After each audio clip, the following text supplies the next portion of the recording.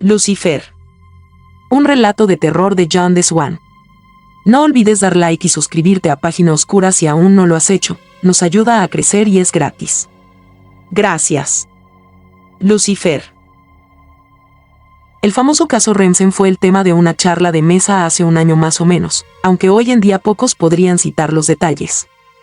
Por eso, media docena de hombres discutían trivialidades psíquicas, de una manera más o menos despectiva.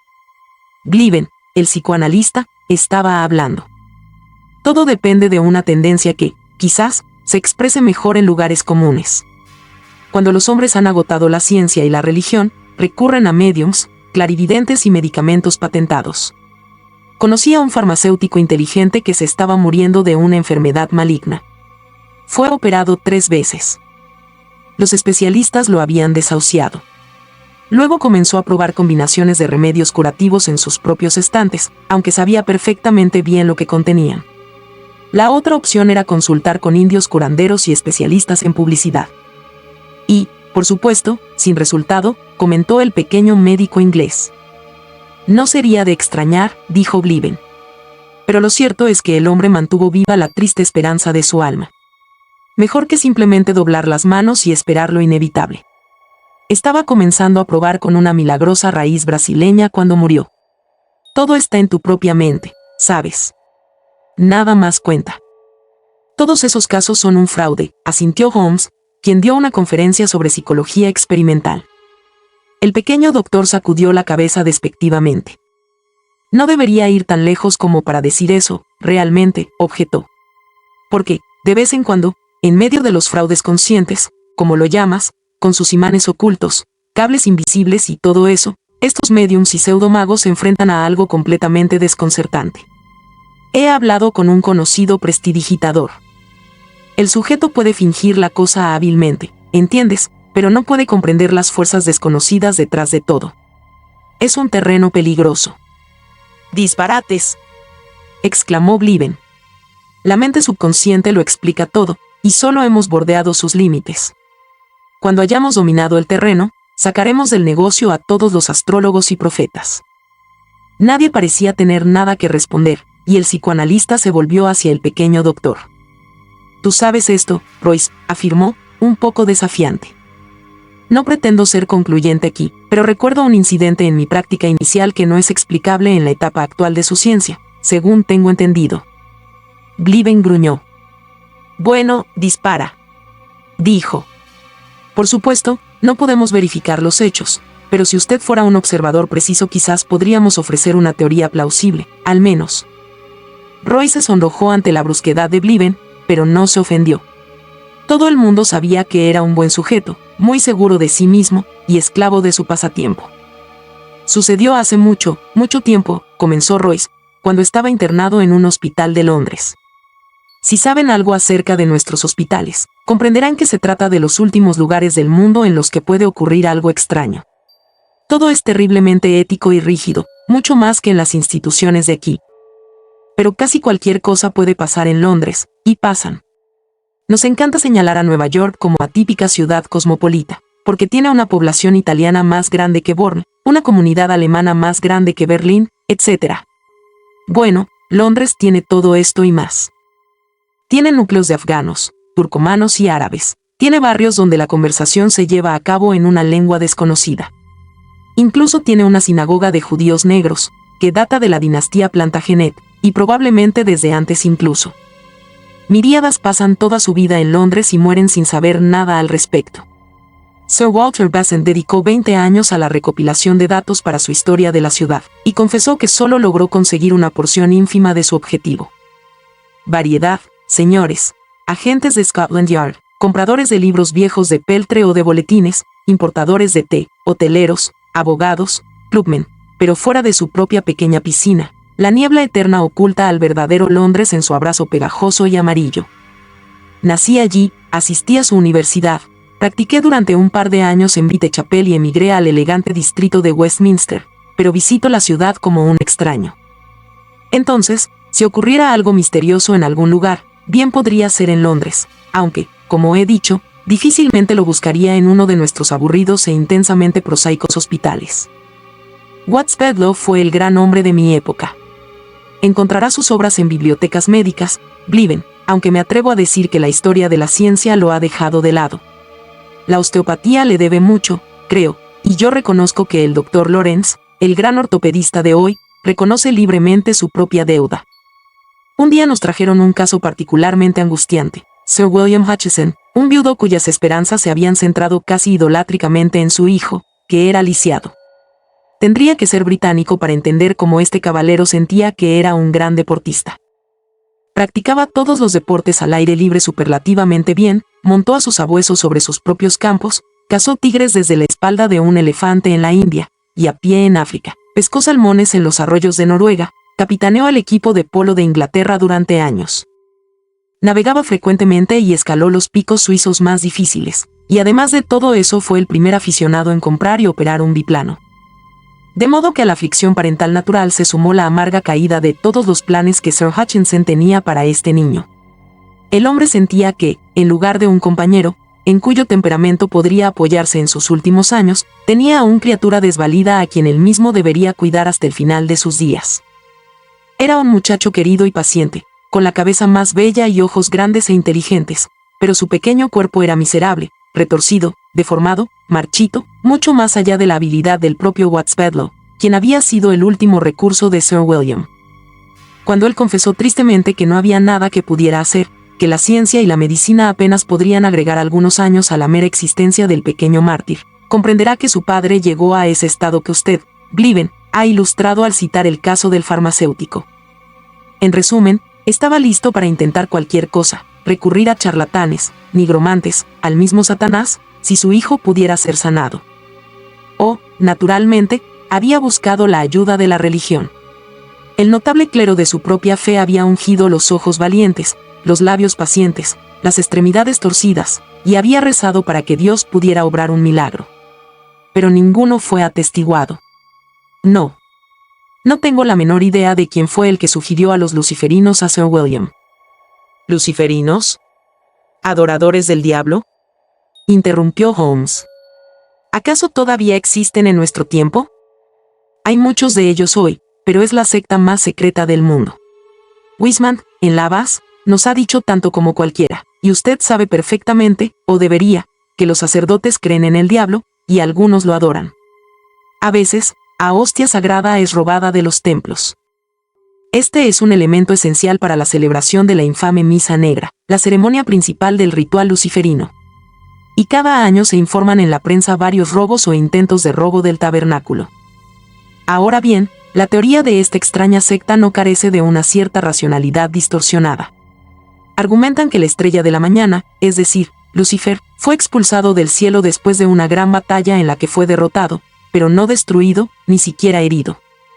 Hoy, después de siglos de celo misionero, el cristianismo solo ha reunido un diezmo del pueblo en su redil, la gran mayoría está, y siempre ha estado, afuera.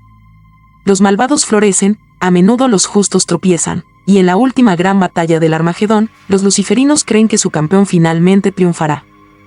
Mientras tanto, y en un secreto casi impenetrable, practican sus ritos infames y sirven al diablo, reuniéndose preferiblemente en alguna iglesia abandonada, que tiene un altar, y encima de él un crucifijo, que invierten. Se cree que suman cientos de miles y florecen en todos los rincones del mundo, y se presume que emplean apretones de mano especiales, contraseñas, pero en medio de tantas conjeturas, este hecho queda claro: el culto a Lucifer existe, y desde tiempos inmemoriales. Nunca tuve la menor idea de quién se lo sugirió a Sir William. Puede haber sido un amigo que era un devoto secreto y deseaba hacer un prosélito. El punto es que descubrió que los sacerdotes impíos reclamaban un poder oculto, estaba listo para hipotecar su propiedad o vender su alma por este pequeño muchacho, y de alguna manera se puso en contacto con ellos. El hecho es que se las arregló, intimidando al propio Watts Bedloe para que permitiera que una de las fraternidades ingresara en el hospital. Este es el mejor ejemplo de su desesperada persistencia. En eso, el médico estuvo de acuerdo solo en ciertos aspectos, y puso condiciones. El hombre no debía tocar al pequeño paciente, ni siquiera acercarse a su cama. No debía hablar con él, ni tratar de mantener su mirada. No habría hipnotismo falso, ni nada de eso.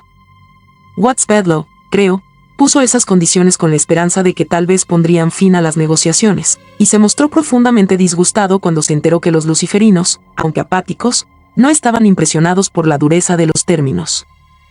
Por el contrario, el médico intentó persistentemente saber cómo Sir William había escuchado hablar de los luciferinos, cómo había conseguido su dirección, y por qué estos se rehusaban a obtener algún tipo de remuneración. En fin, había 5 de nosotros en la habitación a la hora indicada, además del pequeño paciente, que dormía tranquilamente. El hecho es que Watts Bedloe había tomado la precaución de administrarle una medicación para el sueño, de manera tal que el charlatán no puede influenciar negativamente sobre el sistema nervioso del paciente. Watts Bedloe estaba de pie junto a la cama, su cabello arenoso revuelto, su bigote rígido erizado, para todo el mundo como un terrier en guardia. El padre estaba allí, por supuesto, y la jefa de enfermeras, y un poderoso y taciturno ordenado. Puedes ver que no había muchas posibilidades de que el sacerdote del diablo hiciera algo malo. Cuando la puerta se abrió y él se paró frente a nosotros, sufrí una sorpresa tan grande como nunca otra en mi vida, y una rápida mirada a los rostros de mis compañeros me mostró que su asombro era igual al mío. No sé exactamente qué tipo de sujeto habíamos visualizado, si un místico de barba blanca, vestido con una capa larga y un sombrero de pico con símbolos cabalísticos, o un hombre de mundo, pálido, siniestro y elegante, pero ciertamente no la criatura completamente insignificante que se inclinó torpemente. Y se quedó girando un bombín en sus manos cuando la puerta se cerró detrás de él. Era un hombre pequeño, regordete y calvo de mediana edad. Aunque el día era fresco, con una niebla amarilla y húmeda arremolinándose sobre el ciudad, transpiraba libremente, y continuamente se limpiaba la frente con un pañuelo barato. Parecía a la vez incómodo, pero perfectamente seguro, si sabes a lo que me refiero. Me doy cuenta de que esto parece contradictorio, pero esa es la única manera en que puedo describirlo, totalmente seguro de que podría hacer lo que había venido a hacer, pero deseando estar en otro lugar. Escuché a Watts Bedloe murmurar algo.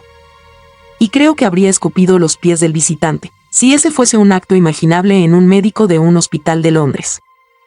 El sacerdote luciferino se volvió hacia Sir William. Cuando habló, su tono parecía completamente de acuerdo con su apariencia. «Estoy aquí, señor. A su servicio». Watts Bedloe habló bruscamente. «Escuche, caballero, ¿pretende decir que puede curar a este niño lisiado?» El extraño hombre volvió su rostro húmedo y pastoso, lívido, hacia el especialista. «Aquel a quien sirvo si puede, y lo hará.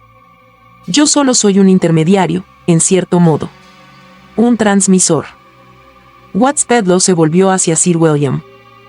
«Pongamos fin a esta repugnante farsa», dijo secamente. «Necesito aire fresco».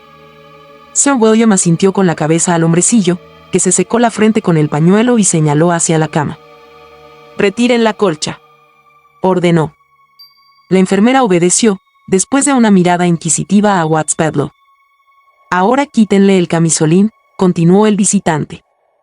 Los labios de Watts Bedloe se separaron en un gruñido, pero Sir William lo detuvo con un gesto. Se acercó a su hijo, quien aún dormía, y con infinita gentileza le quitó a prenda. Una vez más sentí una oleada de lástima atravesándome. La noble cabeza, el pecho de paloma, que ahora subía y bajaba suavemente, la columna torcida, las pequeñas extremidades desviadas. Pero mi atención volvió rápidamente hacia el extraño hombre. Apenas mirando al niño, buscó su grasiento chaleco, mientras Watts Bedloe lo miraba como un lince. Extrajo un pedazo de tiza y, en cuclillas, dibujó un grosero círculo en el suelo a su alrededor, posiblemente 4 pies de diámetro. Y dentro de este círculo comenzó a trazar laboriosamente ciertas figuras y símbolos. «Espera», interrumpió Bliven. «¿Qué símbolos?» «Había un emblema de la esvástica», respondió Royce con prontitud, «y otros símbolos familiares de algunas de las órdenes secretas más antiguas, y a veces encontradas en ruinas aztecas y tablillas babilónicas, el ojo abierto, por ejemplo, y un puño grosero con el pulgar extendido. También garabateó la secuencia 1, 2, 3, 4, 5, 6, 7, 9, se omitió el 8. Por último, escribió la oración, Sigma T, Sigma, Temere Tangis et Tangis asterisco. Un palíndromo, es decir, una frase que se lee igualmente hacia atrás o hacia adelante. Faltó que escribiera Hocus Pocus. «Cosas de viejas», resopló Bliven. Royce lo miró suavemente. «Cosas viejas, diría yo, profesor». más viejas que la historia registrada. Continúa, por favor. Habiendo hecho esto durante unos 5 minutos, tal vez, con Watts Bedloe cada vez más inquieto, y evidentemente conteniéndose con dificultad, el hombre se levantó rígidamente de su posición en cuclillas. Guardó cuidadosamente el fragmento de tiza en su bolsillo, se secó la frente por 20ª vez e hizo un gesto hacia la cama con la palma húmeda. Ahora, cúbranlo, ordenó, completamente. Con cabeza y todo. La enfermera colocó suavemente la sábana sobre la pequeña figura. Pudimos verla subir y bajar con la respiración regular del sueño. De repente, con los ojos bien abiertos y mirando al suelo, el tipo comenzó a rezar, en latín. Si su inglés era parco, su latín era hermoso de escuchar. Me costó seguirlo debido a la fluidez del discurso.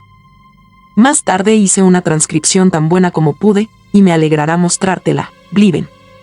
Pero, de todos modos, fue una oración a Lucifer, o mejor dicho, a la vez una oración y una petición que garantizara ante estos incrédulos cristianos una prueba de su dominio sobre el fuego, la tierra, el aire y el agua.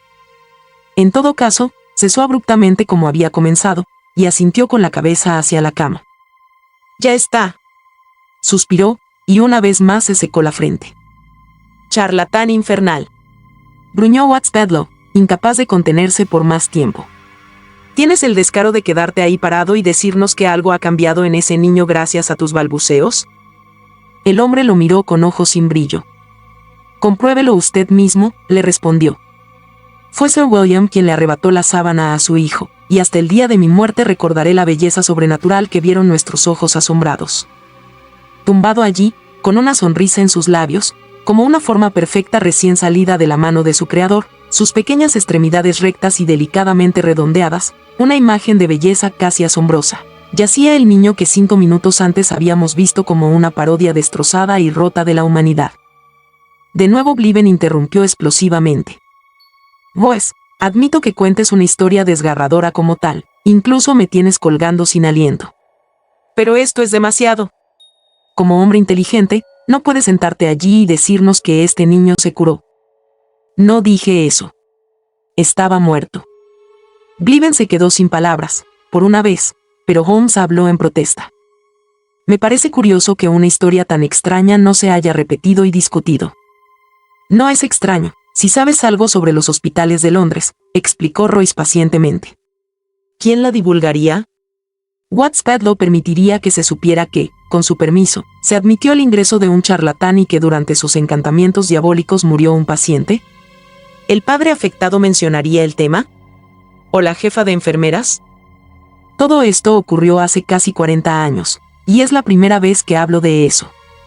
Watts Bedloe murió años atrás, y la línea de sangre de Sir William está extinta. No puedo verificar los detalles, pero todo sucedió exactamente como lo he contado. En cuanto a los luciferinos, ninguno de nosotros, creo, lo vimos partir. Simplemente se escabulló hacia la niebla amarilla y viscosa, de vuelta al infierno privado del que provenía, en algún lugar de Londres, la ciudad que nadie conoce, y donde cualquier cosa puede pasar.